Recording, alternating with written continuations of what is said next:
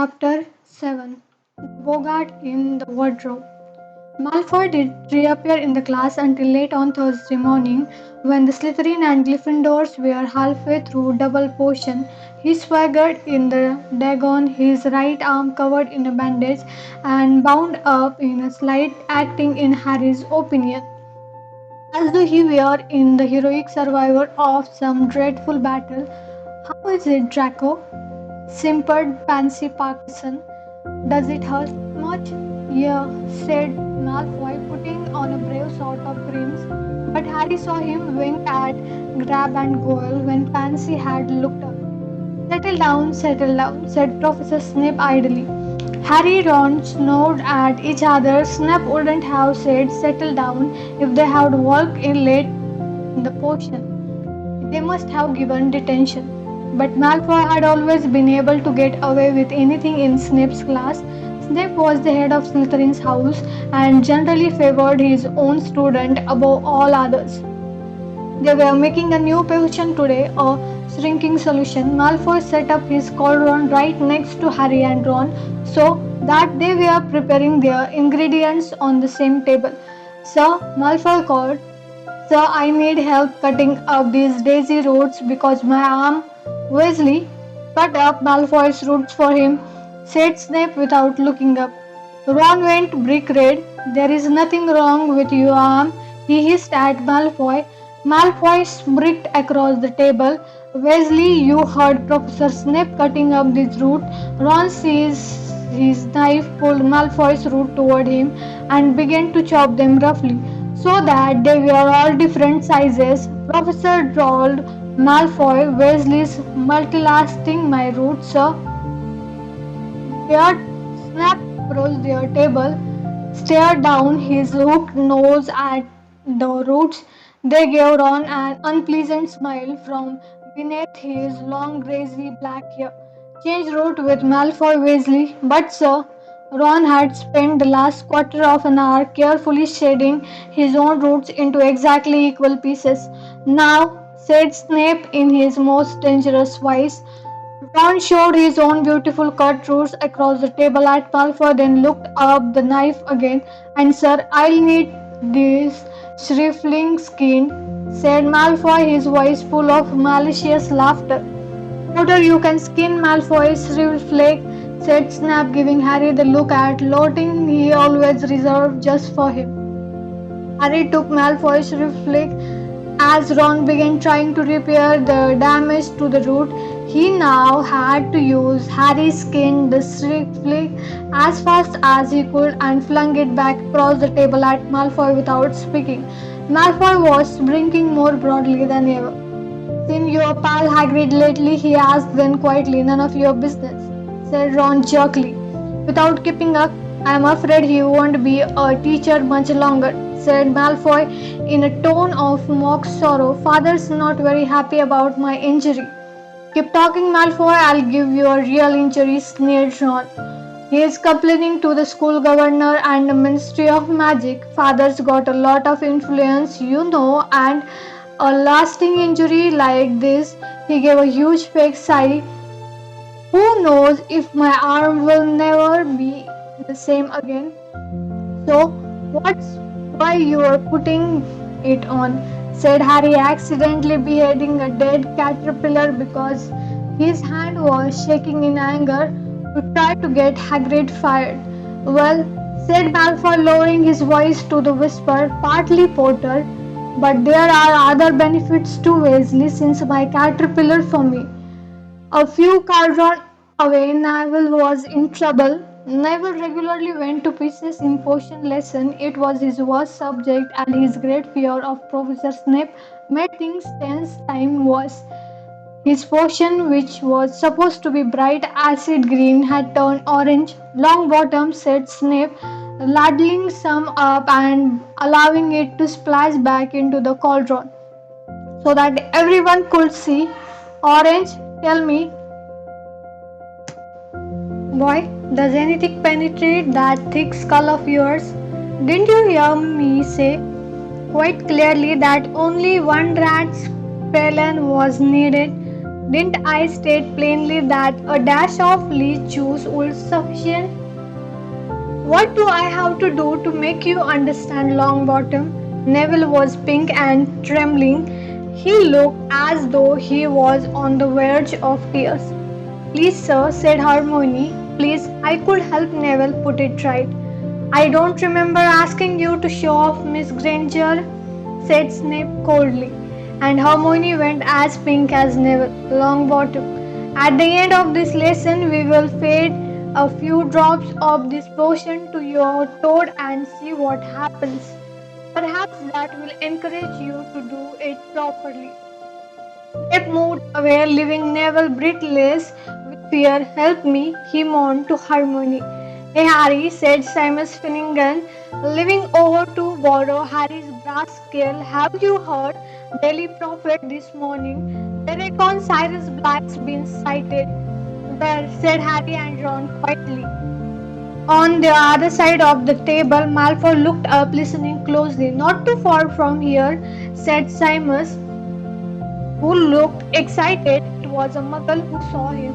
Of course, she didn't really understand the muggles thing. He is just an ordinary criminal. Don't they so? She phoned the telephone hotline by the time the Ministry of Magic got there.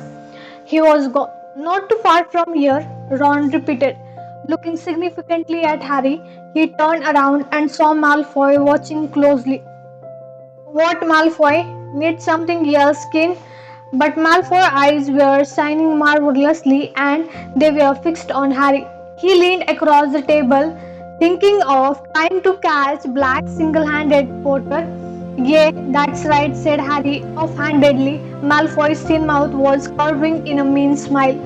Of course, if it was me, he said quietly, I had have done something before now. I wouldn't be staying in school like a good boy.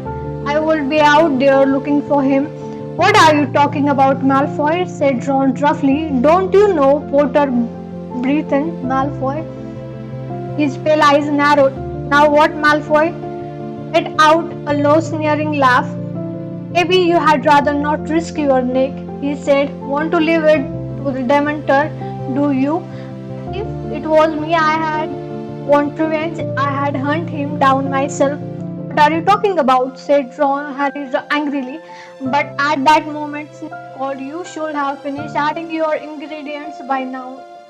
This potion needs to stew before it can be drunk, so clear away while it steams, and then we'll test Longbottom's grab and go, laughed openly.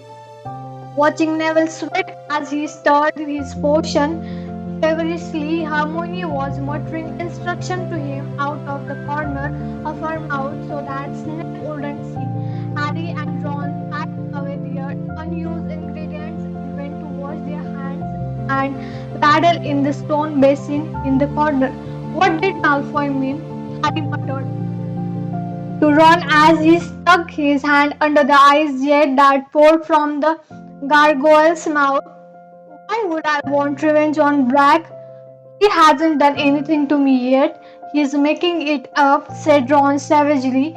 He's trying to make you do something stupid. At the end of the lesson, inside, Snape strode over to Neville, who was covering his cauldron. Everyone gathered round, said Snape, his black eyes glittering. And what happened to Longbottom's toad? If he has managed to produce a shrinking solution, it will shrink to a tadpole. If, as I don't doubt, he has done it wrong, his toad is likely to be poisoned. The Gryffindors watched fearfully. The Slytherins looked excited. Snape picked up Trevor the Toad in his left hand and dipped a small spoon into Neville's potion, which was now green. It trickled a few drops down Trevor's throat. There was a moment of hushed silence in which Trevor gulped. Then there was a small pop, and Trevor the tadpole was bringing in Snape's palm. The Gryffindor burst into applause. Snape, looking sharp, pulled a small bottle from the pocket of his robe, poured a few drops on the top of the trapdoor, and he reappeared suddenly, fully grown. 5 points from Gryffindor, said Snape, which wiped the smile from every face. I told you not to help him, Miss Granger. Class dismissed. Harry, Ron, and Hermione climbed the step to the entrance hall. Harry was still thinking about what Malfoy had said, while Ron was sitting about Snape. 5 points from Gryffindor because the potion was alright. Why didn't you lie, Hermione? You should have said Neville did it all by himself. Hermione didn't answer. Ron looked around. Where is she? Harry turned too. They were at the top of the steps now, watching the rest of the class pass them, heading for the Great Hall and lunch. She was right behind us, said Ron, frowning. Malfoy passed them, walking between Grab and Goyle. He blinked at Harry and disappeared. There is he, said Harry. Hermione was panting slightly, hurrying up the stairs. One hand clutched her bag, the other seemed to be tucking something down the front of her robes. Why did you do that? Said Ron. What? Said Hermione, joining them. 1 minute you were right behind us, the next moment you were back at the bottom of the stair again. But Hermione looked slightly confused. Oh, I had to go back for something. Oh no. A seam had split on Hermione's back. Harry wasn't surprised. He could see that it was crammed with at last a dozen large and heavy books. Why are you carrying all these around with you? Ron asked her. You know how many subjects I'm taking, said Hermione breathlessly. Couldn't I hold this book for me? Could you? But Ron wasn't turning over the books she had handed him, looking at the covers. You haven't got any of these subjects today. It's only defense against the dark arts this afternoon. Oh yes, said Harmony vaguely, but she packed all the books packs into her bag just the same. I hope there is something good for lunch. I'm starving, she added. And she marched off towards the great hall. Do you get the feeling Hermione is not telling us something? Ron asked Harry. Professor Lupin wasn't there when they arrived. Art and first defense against in the dark class lesson. They all sat down, took out their books, quills, and parchment, and were talking. When he finally entered the room, Lupin smiled vaguely and placed his little old briefcase on the teacher's desk. He was as shabby as ever but looked healthier than he had on the train, as though he had had a few square meals. Good afternoon, he said. Would you please put all your books back in your bags? Today's will be a practical lesson. You will need only your wands. A few question books were exchanged as the class put away their books. They had never had a practical defense against the art before, unless you counted the memorable class last year when their old teacher had brought a cage full of pixies to class and set them loose. Right then, said Professor Lupin, when everyone was ready. If you had followed me, puzzled but interested, the class got to its feet and followed Professor Lupin out of the classroom. He led them along the deserted corridor and around a corner where he first thing they saw was Pius, the Poltergeist, who was floating upside down in midair and stuffing the nearest keyhole with chewing gum. Pius didn't look up until Professor Lupin was 2 feet away. Then he wiggled his curly toed feet and broke into song. Lonely, lonely Lupin, Pius sang. Lonely, Lopi, Lupin, lonely, Lopi, Lupin. Rude and unmanageable as he almost always was, Pius usual showed some respect towards the teachers. Everyone looked quietly at Professor Lupin to see how he would take this. To their surprise, he was still smiling. I had taken that gum out of the keyhole if I were you, Pius, he said pleasantly. Mr. Flitch would be able to get into his brooms. Flitch was the Hogwarts caretaker a bad-tempered failed wizard who waged a constant war against the student and indeed Pius. However, Pius paid no attention to Professor Lupin's word except to blow a loud wet raspberry. Professor Lupin gave a small sigh and took out his wand. This is useful little spell, he told the class over his shoulder. Please watch closely. He raised the wand to shoulder height, said Vadivasi and pointed it at Pius. With the force of the bullet, the wand of chewing gum shot out of the keyhole and straight down Pius' left nostril.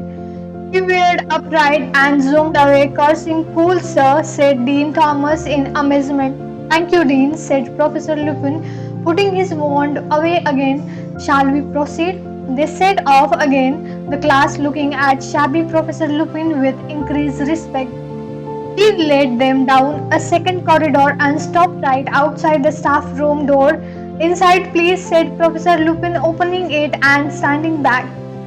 The staff room, a long paneled room full of old mismatched chairs, was empty except for one teacher. Professor Snape was sitting in a low armchair and he looked around as the class filed in. His eyes were glittering and there was a nasty sneer playing around his mouth. As Professor Lupin came in and made to close the door behind him, Snape said, "Leave it open, Lupin. I had rather not to witness this." He got to his feet and strode past this class, his black robe billowing beneath him. At the doorway, he turned on his heel and said, "Possibly no one's warned you, Lupin, but this class contains Neville Longbottom. I would advise you not to entrust him with anything difficult. Not unless Miss Granger is hissing instruction in his ear." Neville went scarlet. Harry glared at Snape. It was bad enough that he bullied Neville in his own classes, let alone doing it in front of other teachers. Professor Lupin had raised his eyebrows. "I was hoping that Neville would assist me with the first stage of the operation," he said, "and I'm sure he will perform it admirably." Neville's face went, if possible, even redder. Snape's lip curled, but he left, shuttering the door with a snap. "Now then, Professor Lupin," beckoning the class towards the end of the room where there was nothing but an old wardrobe where the teachers kept their spare robes. As Professor Lupin went to stand next to it, the wardrobe gave a student wobble, banging off the walls. "Nothing to worry about," said Professor Lupin calmly, because a few people had jumped backward in alarm. "There is a Boggart in there." Most people seemed to feel that this was something to worry about. Neville gave Professor Lupin a look of pure terror, and Seamus Finnegan eyed the now rattling doorknob apprehensively. "Bogarts like dark enclosed spaces," said Professor Lupin. "Wardrobes, the gap beneath beds, the cupboards under sinks. I have even met one that had locked itself in the grandfather clock. This one moved in was yesterday afternoon, and I asked the headmaster if the staff would have leave it to give me third year some practice. So the first question we must ask ourselves is, what is a Bogart?" Hermione put up her hand. "It is a shape shifter," she said. "It can take the shape of whatever it thinks will frighten us most." "Couldn't have put it better myself," said Professor Lupin, and Hermione glowed. "So the Bogart sitting in the darkness within has not yet assumed a form. He does not yet know what will frighten the person on the other side of the door. Nobody knows what a Bogart looks like when he is alone, but when I let him out, he will immediately become whatever each of us most fear." "This means," said Professor Lupin, choosing to ignore Neville's small sputter of terror, "what we have a huge advantage over the Bogarts. Before we begin, have you spotted it, Harry?" Trying to answer a question with Hermione next to him, bobbing up and down on the balls of her feet with her hand. in the year was very off-putting, but Harry had a go because there are so many of us. It won't now what shapes it should be. Precisely, said Professor Lupin, and Hermione put her hand down, looking a little disappointed. It's always best to have company when you are dealing with the Boggart. He become confused with should be become a headless corpse of a flesh-eating slug. I once saw a Boggart make that very mistake. Tried to frighten two people at once and turned himself into a half slug. Not remotely frightened, the charm that repel a Boggart is simple, yet it is required force of mind. You see, the thing that really finish a Boggart is laughter. What you need to do is force it to assume a shape that you find amusing. We will practice the charm without wand first. After me, please. Ridiculous. Ridiculous, said class together. Good, said Professor Lupin. Very good, but that was the easy part. I am afraid you see the word alone is not enough, and this is where you come in, Neville. The wardrobe shook again, though not just as much as Neville, but walked forward as though he were heading for the goal. Right, Neville, said Professor Lupin. First thing first, what would you say is the thing that frightened you most in the world? Neville sleep moved up, nose can out. Didn't catch that, Neville. Sorry, said Professor Lupin cheerfully. Neville looked around rather wildly as though beginning something to help him, then said in barrel more than a whisper, Professor Snape. Nearly everyone laughed. Even Neville grinned apologetically. Professor Lupin, however, looked thoughtful. Professor Snape, Neville, I believe you live without your grandmother. Yes, said Neville nervously, but I don't want the Boggart to turn into her either. No, no, you misunderstood me, said Professor Lupin, now smiling. I wonder, could you tell us what sort of clothes this your grandmother usually wear? Neville looked startled but said, well, always the same hat. A tall one with a stuffed vulture on the top and a long dress green normally and something a fox for scarf and a handbag, prompted Professor Lupin. A big red one, said Neville. Right then, said Professor Lupin, can you picture those clothes wear clearly, Neville? Can you see them in your mind? Yes, said Neville uncertainly, plainly wondering what was coming next. When the Boggart burst out of the wardrobe, Neville, and see you, it will be assumed for Professor Snape, said Lupin, and you will raise your wand thus and cry ridiculous.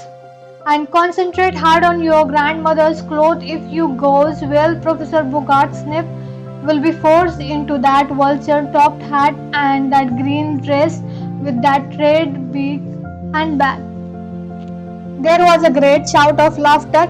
The wardrobe wobbled more violently. If Neville is successful, the Boggart is likely to shift his attention to each of us in turn, said Professor Lupin. I would like all of you to take a moment now to think of you the thing that scares you most and imagine how you might force it to look comical. The room went quiet. Harry thought was scared him most of the world. His first thought was Lord Voldemort. A Voldemort returned to full strength, but before he had even started to plan a possible counter-attack on the Boggart Voldemort, a horrible image came floating to the surface of his mind. A rotting, glistening hand slithering black beneath a black cloak, a long rattle beneath from unseen mouth, then a cold awe so penetrated it felt like drowning. Harry shivered, then looked around, hoping no one had noticed. Many people had their eyes shut tight. Ron was muttering to himself, take its legs off. Harry was sure he knew what that was about. Ron's greatest fear was spider. Everyone ready? Spider, said Professor Lupin. Harry felt a lurch of fear. He wasn't ready. How could you make a Dementor less frightening? But he didn't want to ask for more time. Everyone else was nodding and rolling up their sleeves. Neville, we are going to back away, said Professor Lupin. Let you have a clear field. Alright, I'll call the next person forward. Everyone back now, so Neville, can you get a clear shot? They all retreated back against the wall, leaving Neville alone beside the wardrobe. He looked pale and frightened, but he had pushed up the sleeves of his robes and was holding his wand ready.